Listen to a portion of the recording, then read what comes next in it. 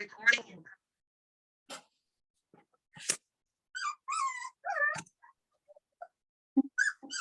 Good afternoon. Today I have Karen with me. Hi, Karen. Would you like to introduce yourself and tell us a little bit about yourself? My name's Karen Telling. I live in Portugal. I've been here since 2003. We first started coming on holiday in the late 80s, and we decided to move over right on the spur of the moment, really. We'd always thought we'd come here maybe to retire, but we ended up coming over when I was in my late 30s and it was early 40s. And we came with absolutely no idea of what we were going to do for work, and have just had to kind of wing it, really. And so I wrote my memoir of our move here and our first year, and also included an account of surgery that I had in a Lisbon hospital in 2009, which has left me with significant mobility issues, and I'm basically disabled. I'm pretty much housebound. And so I started writing the book mainly to record my surgery experience, and it's not a gory and depressing and serious kind of thing. A lot of things happened on that journey between being diagnosed and having the surgery. A lot of it really, I felt, quite amusing, but also lots of people were just so kind to us, and to me in particular, and made life much easier when it was at a very difficult time. It has been described as the book as a love letter to Portugal, and I've tried to explain what attracted us to come here and why we're still here, and we don't plan to go anywhere else. I've now got Portuguese citizenship, and our lives are here now. And I'm sorry you can hear some squealing in the background. I'm bottle feeding two little pups that were abandoned, and one of them is complaining that I'm in here and I'm not giving him any attention. So sorry about that. It's cute. Was writing something that you thought you would ever do? I've always enjoyed writing. I remember even at junior school, one of our teachers, I don't know, maybe it was about 7 or 8, and she would, if we wrote a nice story, she would actually make it into a little book, just using like wallpaper as the cover. And I was always writing stories about princesses and dragons and all that kind of things, and fairy stories. But she would always make them up into these little books for me. And then, I carried on with my education and then started work, and it wasn't something that I continued to do really, but it's always been there. I've always had an interest in languages. I spoke French very well at one point. It's a bit rusty now. I went on to teach English as a foreign language, so I was using English and getting to grips with all the grammar and things. And then, as I say, it was just recording what happened when I had my surgery. That was the first major thing I wrote about. And then I left it. That was about 2012. Left it for years and came across it last year during lockdown, having a tidy up and a sort out of the filing cabinet, and thought, okay, I'm disabled now, I'm retired now, I've got the time to do something more with this. And I finished it probably in July of this year. It's quite difficult for me because I don't sit. I'm sitting at the moment, but it's unusual for me to sit because my back is so painful all the time. So I actually wrote most of it lying flat on my back and on my phone with my thumbs. So it's not as quick a process for me as it is for other people for those reasons.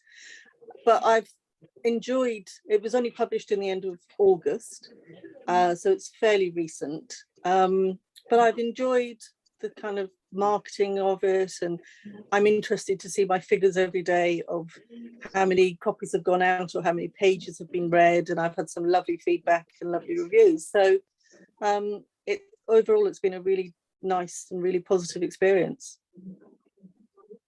When you initially started writing it, was it just to get it down out of your head, or were you actually planning on releasing it? No, it was purely to get it down on paper, I think.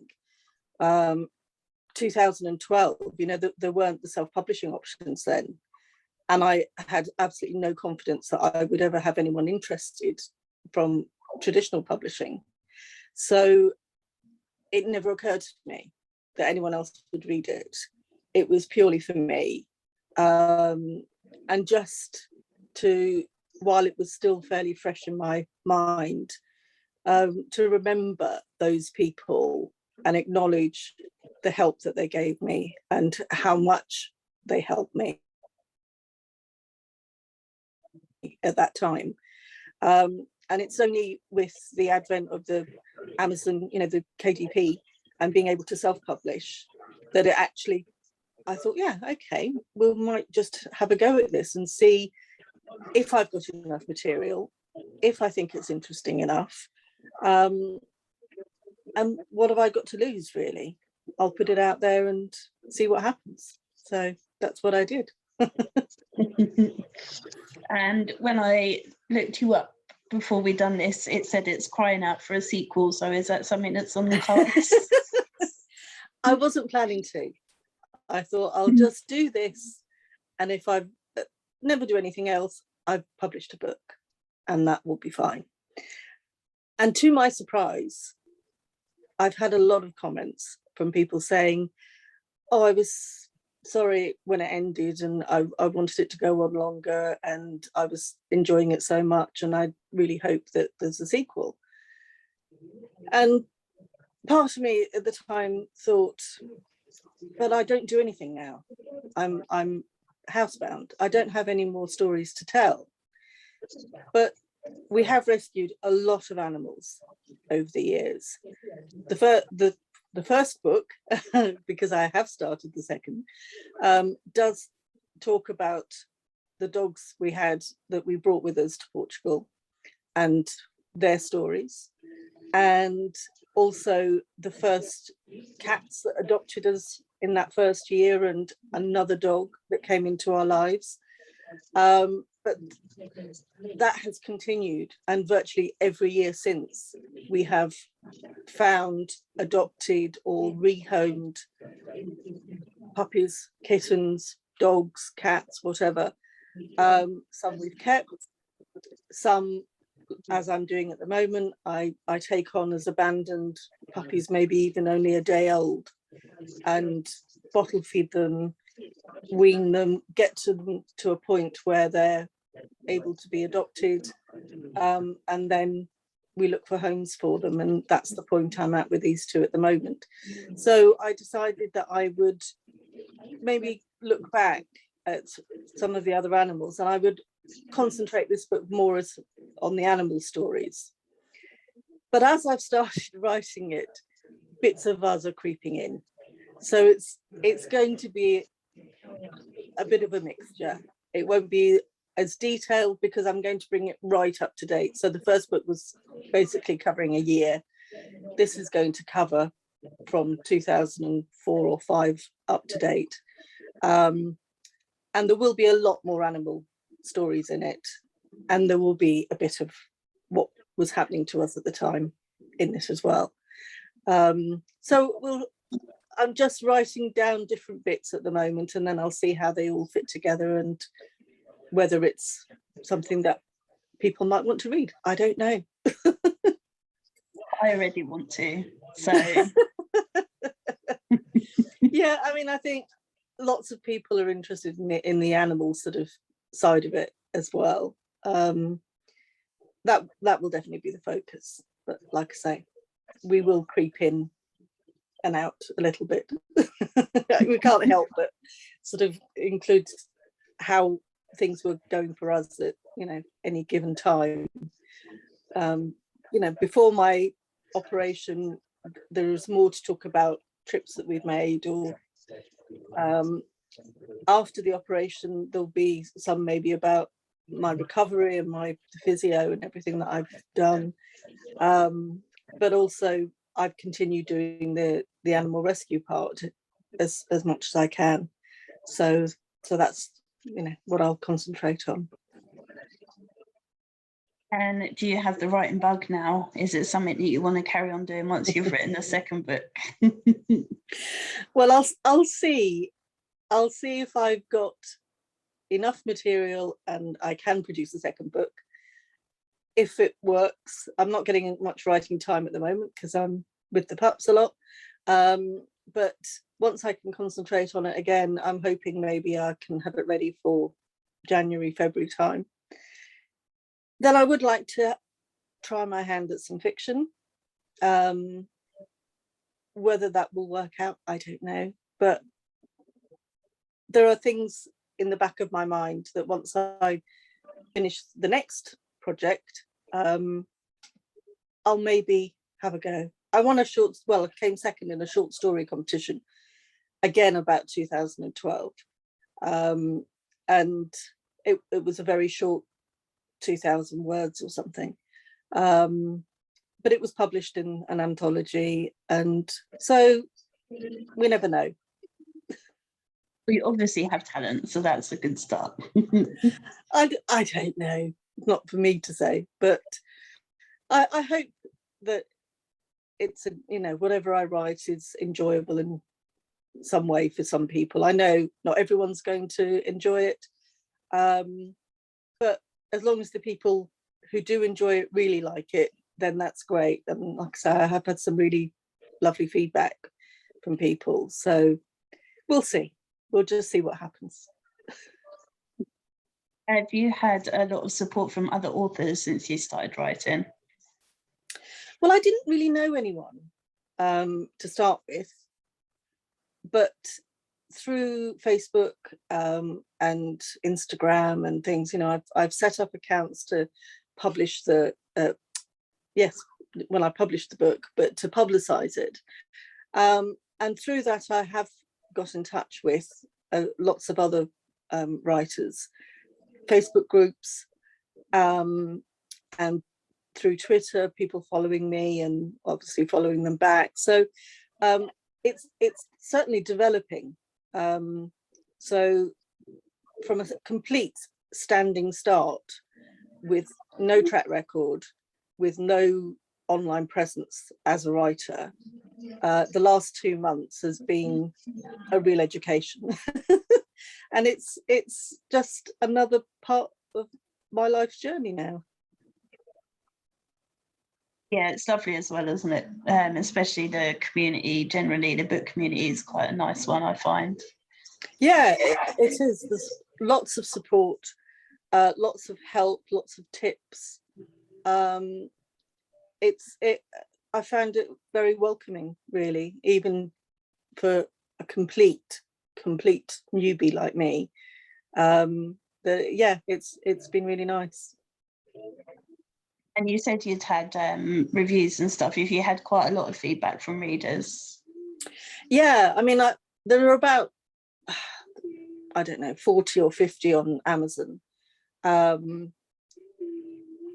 I've had a lot more either email or comments on my Facebook page, people that know the Algarve, that know Cavuera where we live, that know the people and the places that I write about.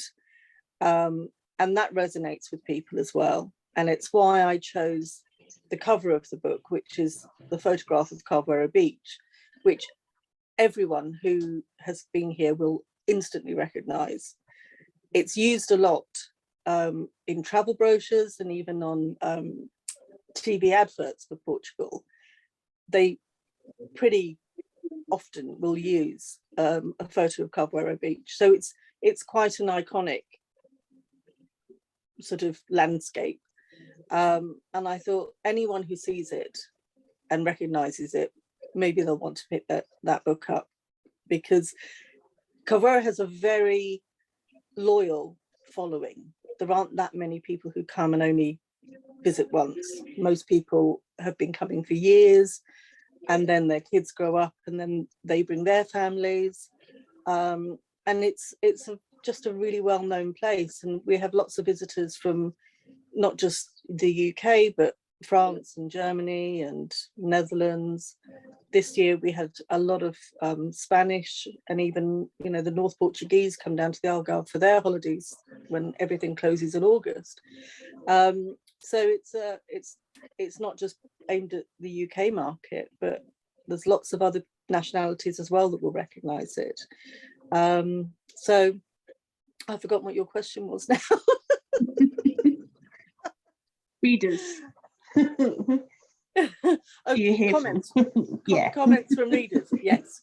Yeah, no, I've had lots of really nice feedback, and as I say, it was some of the feedback that made me think about writing a sequel. One person wrote on my Facebook page, "Tell Nick to feed the puppies because I need your next book." So he wasn't overly chuffed with the idea of getting up at 3 o'clock in the morning to feed them though. No, I can't imagine it was. I'm not always that keen on it myself, I have to say. No, that's a horrible time. Oh. But judging by how noisy they were a minute ago, then I imagine it's worth feeding them just to shut them up. Yes, because the minute they're fed, they just normally go straight off to sleep, go into a little milk coma.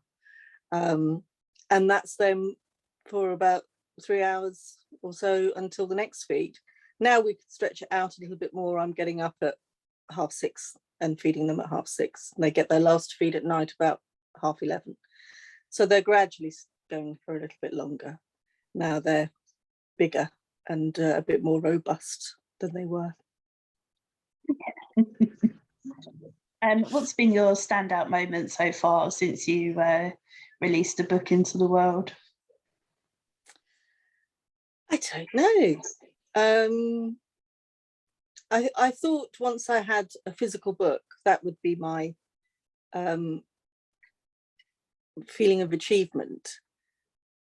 And I suppose it was, but I don't think things are ever quite how you imagine they're going to be. I didn't have a kind of woo moment. I just went, oh yeah, that looks nice. I think just getting the first feedback from people that don't know me, you know, friends and family are obviously biased and have been very supportive and kept me going.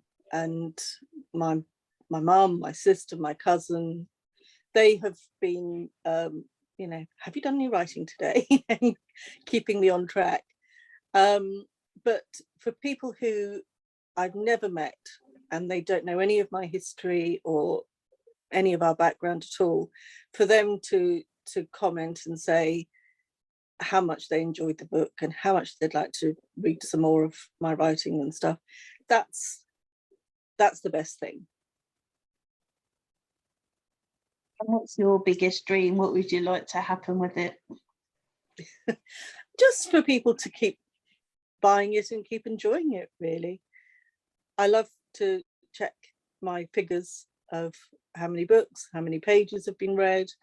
I find that quite satisfying as well. I've had a lot of support from local outlets as well. So there are quite a few shops here in the village and neighbouring towns who have been great at stocking it for me and helping publicise it as well. And all the local newspapers have featured it. So I'm not expecting ever to be a bestseller or have any, you know, it's not going to be a movie, it's not going to be anything like that. But if people still want to buy it, read it, enjoy it, and let me know that they've done so, then that's brilliant. And when you're not writing and not rescuing animals, what do you enjoy doing? Well, I'm really limited now, but I've always been quite a sort of homebody, really. I've always worked from home for years and years. The last time I actually went into an office was probably sometime in the early 90s. So we've had our own business, and I did the accounts from home, and so I'm used to being at home. I've always loved reading, which I think is inevitable. I don't think many writers aren't also avid readers. I love crochet, and I do a lot of crocheting for charities, either for auctions or directly for homeless people and stuff. So every winter I do hats and hand warmers, which are given out to needy families, or, as I say, the homeless. I've started painting, but only at the moment painting by numbers, but I love it. And I don't think I'm very artistic at all, but I'm hoping that by starting doing painting by numbers, I will learn maybe a few kind of techniques of how to actually, get paint onto the canvas. So I enjoy that, even though it's a bit of a cheat. But maybe I'll develop it. Maybe I'll get some classes or something.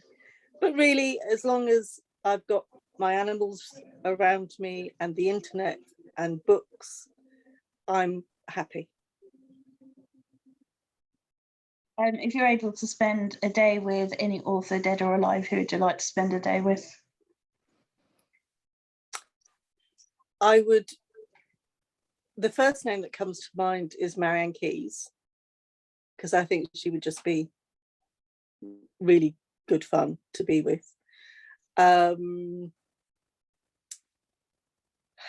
Let me think. I enjoy Kate Moss's books, the Labyrinth trilogy, and I have a very strong affinity with that corner of France. So that would be fascinating, really, because that's something that I'm really interested in. I also really like, and I can't just get her name at the moment. Oh, let me think. I'll have to come back to that. I know, Jenny Eclair.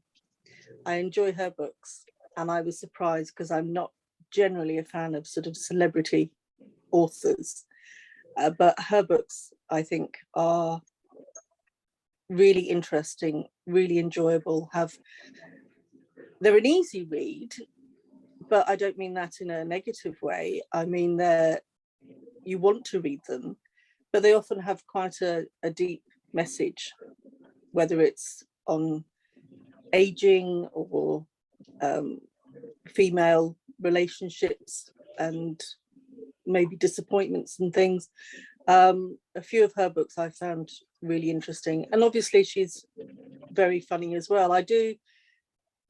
I've tried to do it in my book, have a lot of light-hearted moments, because I am someone who sees the funnier side of most things, even when it's not really appropriate. But I can't help but just see the funny side of things. Even, like I say, when I was in hospital and it was a stressful time, but I could still see the funny parts and the incongruous things that happen. So I would always tend to go for probably somebody with a good sense of humour. So that's why I'm thinking Jenny Eclair and Marianne Keyes. See, Trixie's come to say hello. And how is she? She's good, yeah, she's a nutter, but she's lovely. She looks very cute. Yeah, she's just dumped herself on my arm. Well, our two grown-up dogs are safely away because they would just take over. They would just howl the place down and be knocking everything off the table. And so they're safely tucked away at the moment. I just hope a delivery driver doesn't come because they really will howl the place down.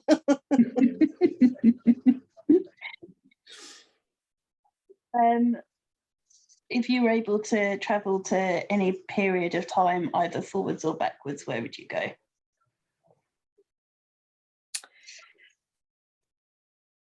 I think probably 1950s America, the start of rock and roll. I know there are lots of issues that were not great at that time, but the kind of rise of the teenager and this Elvis and all of that energy and all of that excitement and the novelty of it all must have been quite something. So I think I would like to, do a Marty McFly and go back to that sort of era. Have you read 11/22/63 by Stephen King? I haven't. I've seen it mentioned a lot on various, blogs and sites and things. So I will. It'll be on my Kindle soon, I'm sure.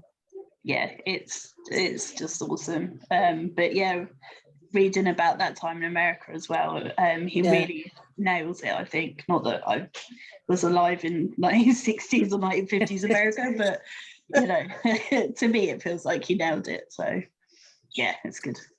Oh, right, okay. Well, like I said, I'd seen it recommended a lot, but I don't know how many 100 books in my Kindle. I don't know if I'll ever get round to reading all of them. I just keep adding and adding to them. But yeah, I'll get that on my Kindle very soon.